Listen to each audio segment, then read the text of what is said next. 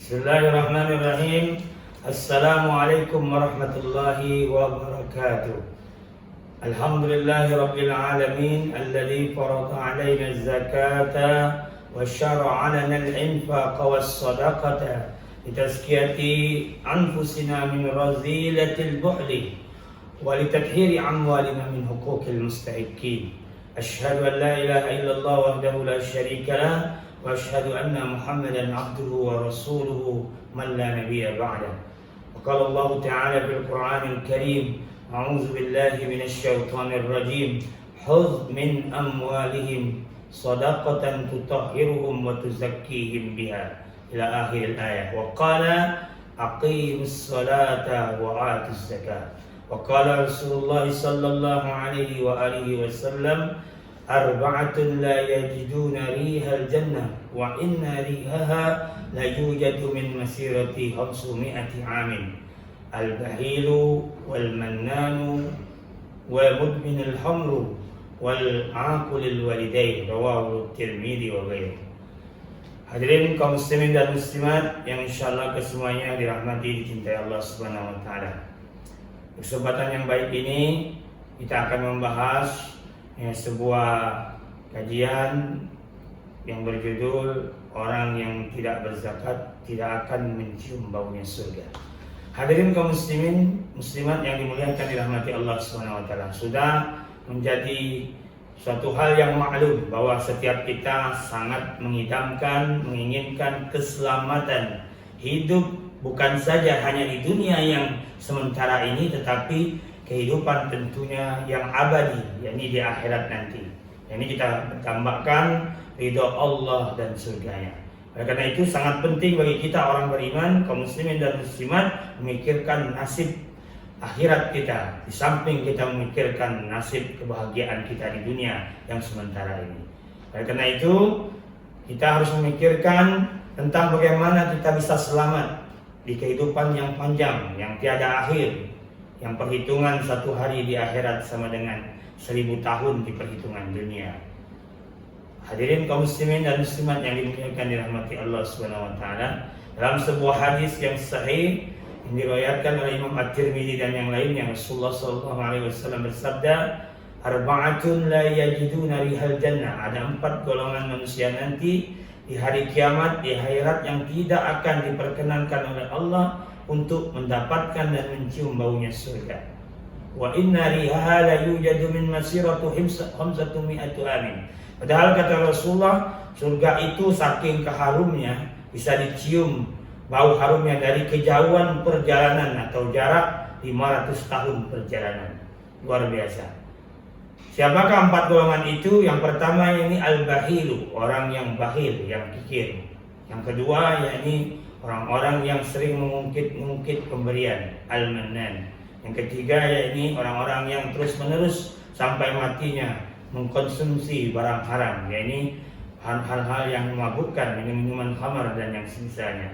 Yang keempat yakni orang yang durhaka kepada kedua orang tuanya. Riwayat Imam At-Tirmidzi dan yang lainnya.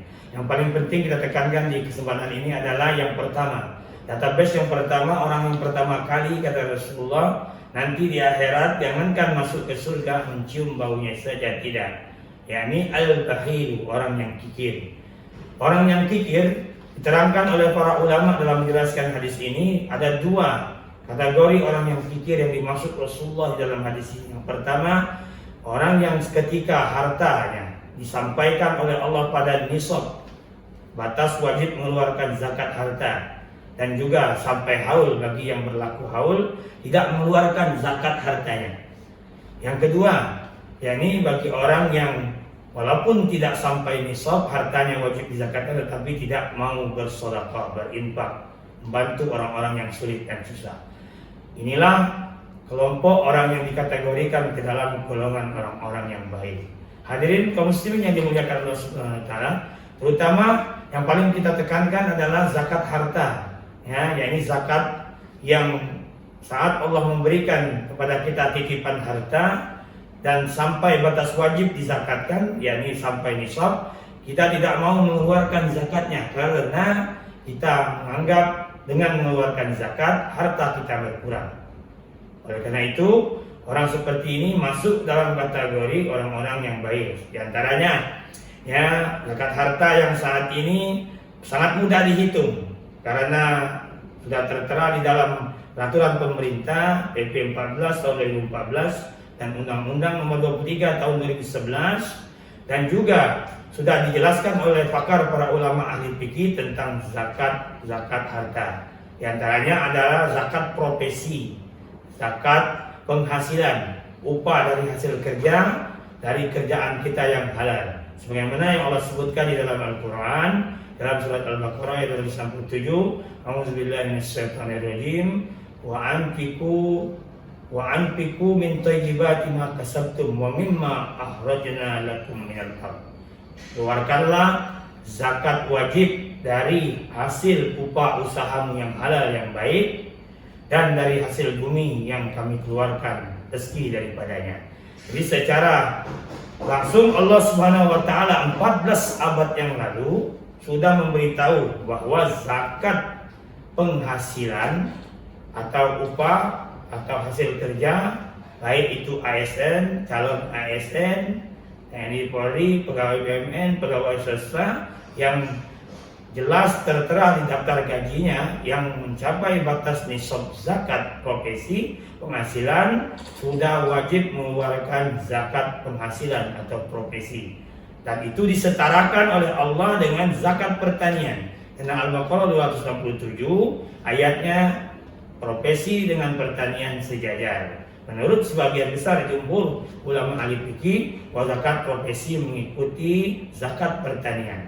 Karena itu kepada kita ASN, calon ASN, TNI Polri, pegawai pemerintah vertikal yang ada di Provinsi Bengkulu, ya, yang pegawai BUMN, pegawai swasta yang masuk dalam ruang lingkup, ya, regulasi pemerintahan Provinsi Bengkulu, hendaknya mengeluarkan zakat penghasilan apabila penghasilannya seperti yang sudah disepakati oleh ulama ahli fikih, terkhusus yang sudah dikeluarkan dalam SK Gubernur, ya, nomor 239.1.B.1 tahun 2022, bahwa zakat pegawai negeri, ASN, P3K, pegawai swasta atau apa saja yang mendapatkan hasil dari upah kerjanya yang halal di Provinsi Bengkulu apabila senilai gabah 653 kg dikali harga gabah tertinggi khusus di wilayah Sumatera, yakni Rp5.000,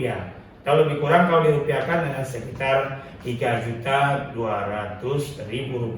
Dan karena itu siapapun dari ASN, pegawai pemerintah, pegawai swasta yang jelas tertera di dalam daftar gajinya sudah mendapat upah setara yang sudah diputuskan oleh para ulama fikih dan disahkan oleh Bapak Gubernur dalam SK-nya untuk mengeluarkan zakat penghasilannya, agar kita bisa terlepas dari kategori orang-orang yang bakhil, orang-orang yang pelit, yang jangankan masuk ke surga nanti, kata Rasulullah, mencium baunya saja tidak. Keluarkan sesuai dengan regulasi yang sudah ditetapkan, tidak hanya aman syar'i, tapi aman regulasi, yakni ke Badan Amil Zakat Nasional Provinsi Bengkulu, sesuai dengan perintah undang-undang.